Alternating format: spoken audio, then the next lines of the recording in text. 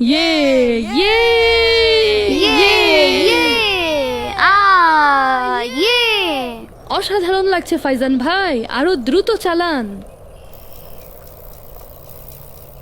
মনে হচ্ছে আমি বাতাসে উড়ছি। আহা, এখন হবে আসল মজা। বাবলু ভাই, জাম্পিং এর জন্য প্রস্তুত হয়ে যান। I am ready. এই ভাসমান কাঠটি তো অসাধারণ। ইয়ে ইয়ে ও ও বাঁচাও বাঁচাও আমাকে। ও ইয়ে।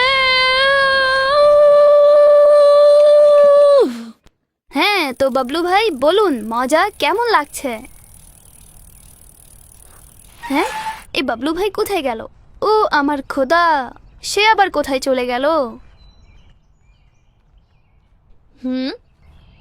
তাদের উভয়ের ইতিমধ্যে চলে আসার কথা। বাবলু ভাইয়ের পর আমার পালা। কতই না অসাধারণ হবে ভাসমান কাঠের রাইড দিয়ে।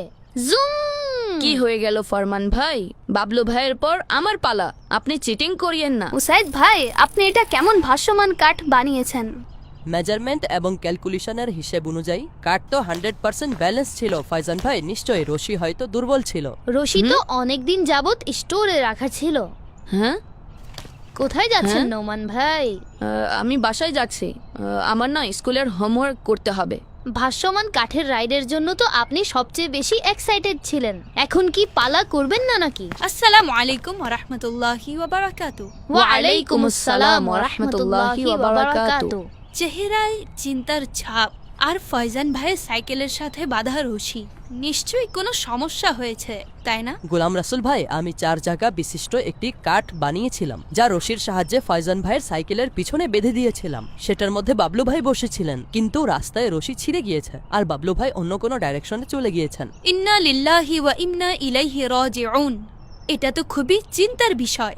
আল্লাহ না করুন যদি বাবলু ভাই কোনো আঘাত পেয়ে থাকেন, তাহলে কতই না মন্দ হবে। উসাইদ ভাই, আমার মতে আপনার এমন কোনো জিনিস বানানো উচিত নয় যার কোনো উপকারী নেই বা সেটার দ্বারা ক্ষতি হওয়ার আশঙ্কা থাকে। বরং আমাদের ইসলাম তো অহেতুক কাজ থেকে বিরত থাকার উৎসাহ প্রদান করে। সর্বশেষ নবী হযরত মুহাম্মদ সাল্লাল্লাহু আলাইহি ওয়াসাল্লামের মহত্বপূর্ণ বাণী হলো, মানুষের ইসলামের কল্যাণ সমূহের মধ্যে একটি হলো সে লা ইয়ানি, অর্থাৎ অহেতুক কাজ বর্জন করবে। জি গোলাম রাসুল ভাই, আপনি সঠিক বলছেন। এখন থেকে ইনশাআল্লাহ আমি শুধু ওই জিনিসই তৈরি করব যার দ্বারা কোনো দিনী বা দুনিয়াবি উপকার হবে। চলুন এখন বাবলু ভাইকে খুঁজি। উসাইদ ভাই, ফয়জান ভাই এবং ফরমান ভাই, আপনারা এই দিকে যান, আমি নোমান ভাইয়ের সাথে ওই দিকে যাই। আল্লাহ করুন যেন বাবলু ভাই সুস্থ থাকেন। ইয়াল্লাহ বাঁচান। হ্যাঁ হ্যাঁ, ও নো, এ আমি কোথায় চলে এলাম? এখন আমি এখান থেকে কিভাবে বের হব? Help me, help me. এখানে কি কেউ আছো? গোলাম রাসুল ভাই, কাউকে খুঁজে বের করার জন্য আমাদেরকে কি পাঠ করতে হবে? সূরাতুদ দুহা 7 বার পাঠ করা উচিত। ইনশাআল্লাহ হারিয়ে যাওয়া ব্যক্তি বা বস্তু পেয়ে যাবে। জানি না বাবলু ভাই কোন ডাইরেকশনে গিয়েছেন। আমার মতে আমাদের 3 জনকে আলাদা আলাদা রাস্তায় যাওয়া উচিত। আপনি ঠিক বলছেন, এইভাবে তো অনেক সময় লেগে যাবে। আইডিয়া! কেমন আইডিয়া ফয়জান ভাই? এভাবে খুঁজলে তো বাস্তবে অনেক সময় লেগে যাবে। আমরা সেই কাজটি পুনরায় কেন করে নিচ্ছে না? আমরা ওই রাস্তায় পুনরায় যাব এবং আবারও ভাসমান কাঠের রশি ছিঁড়বে। এভাবে আমরা বাবলু ভাই পর্যন্ত পৌঁছে যাব।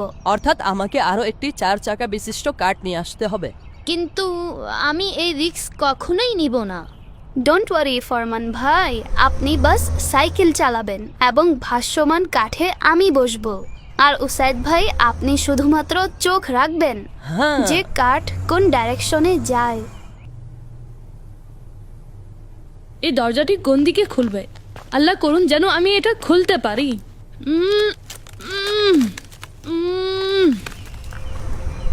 রেডি ফয়জান ভাই? Yes, I am ready.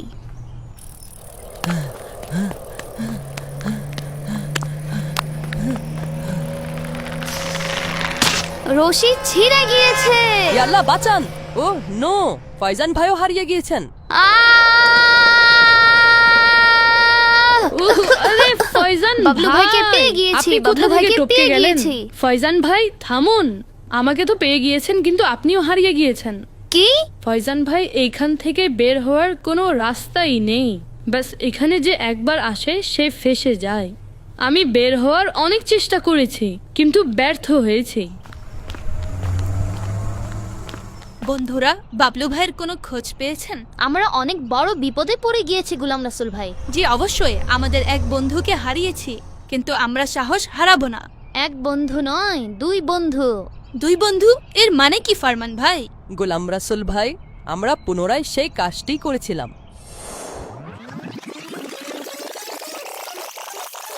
O no, Faizan ভাইও হারিয়ে গিয়েছেন। ইন্না লিল্লাহি ওয়া ইন্না ইলাইহি রাজিউন। আমরা এখন একটি বিপদ থেকে উদ্ধার হতে পারিনি, উল্টো আরেকটি বিপদে পড়ে গিয়েছে। এখন কি হবে জানি না ফয়জান ভাই এবং বাবলু ভাই কি অবস্থায় আছে। এখন এই সমস্যা কিভাবে সমাধান হবে? কিছু করুন উসাইদ ভাই, গুলাম রাসুল ভাই। বন্ধুরা, বিপদ যতই বড় হোক না কেন আমাদেরকে সাহস হারানো উচিত নয়, বরং এর সমাধান বের করা উচিত। আর আমাদের কাছে এই সমস্যার অনেক সুন্দর একটি সমাধান রয়েছে। সেই সমাধানটি কি গোলাম রাসুল ভাই, বলুন। বন্ধুরা, যখনই আমরা কোনো বিপদে পড়ে যাই এবং সেই বিপদ থেকে উদ্ধার হওয়ার কোনো উপায় বুঝে না আসে, তখন আমাদেরকে দোয়া করা উচিত। আল্লাহ পাকের সর্বশেষ নবী সাল্লাল্লাহু আলাইহি ওয়া আলিহি ওয়াসাল্লাম ইরশাদ করেছেন, দোয়া মুমিনের অস্ত্র। আসুন আমরা সবাই মিলে আল্লাহর দরবারে দোয়া করি যে আল্লাহ পাক আমাদেরকে কল্যাণের সহিত আমাদের বন্ধুদের সন্ধান দিয়ে দেন। আমিন। এটা কেমন অদ্ভুত একটি জায়গা।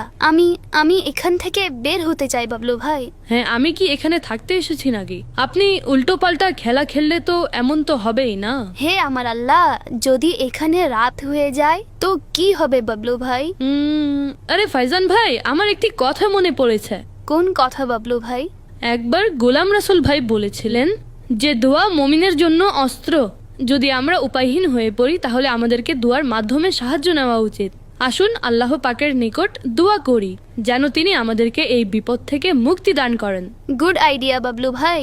আলহামদুলিল্লাহি রাব্বিল আলামিন ওয়াসসালাতু ওয়াসসালামু আলা সাইয়্যিদিল মুরসালিন। হে আমার প্রিয় আল্লাহ পাক, আমরা দুজন এই অন্ধকার জায়গায় ফেসে গিয়েছি, এখান থেকে বের হতে আমাদেরকে সাহায্য করো। সাল্লাল্লাহু আলা রাসূলিহি খায়রি খালকিহি মুহাম্মাদিন ওয়া আলা আলিহি ওয়া আসহাবিহি আজমাইন। আমিন। এই জায়গাকে খালি করতে হবে, অনর্থক জিনিস দিয়ে ভরে গিয়েছে। Help help help me help me. বাঁচাও বাঁচাও, আমাদেরকে আমরা এখান এখানে থেকে ভিতরে বের করুন। আছি। আমাদেরকে বাইরে বের করুন। আমাদেরকে আমাদেরকে বাইরে বের করুন। Help me. শুকর শুকর আলহামদুলিল্লাহ। ইয়ে। মাশাআল্লাহ, আমাদের দোয়া কবুল হয়েছে আর আমরা এই বিপদ থেকে উদ্ধার হয়েছি। জাযাকাল্লাহ গোলাম রাসুল ভাই, আপনার দোয়ার বিষয়টি তো আমাদের সমস্যা সমাধান করে দিল। শুকরিয়া তো আমাদের আদায় করা উচিত গোলাম রাসুল ভাইয়ের। তার দোয়ার বিষয়টি স্মরণে আসার পর আমরা দোয়া করলাম আর এভাবে আমরা ভয়ানক একটি স্থান থেকে মুক্তি পেলাম। হ্যাঁ, ভয়ানক স্থান। বাবলু ভাই এবং আমি একটি এমন জায়গায় আটকে পড়েছিলাম যা আন্ডার কনস্ট্রাকশন ছিল আর সেখান থেকে বের হওয়ার কোনো রাস্তা ছিল না।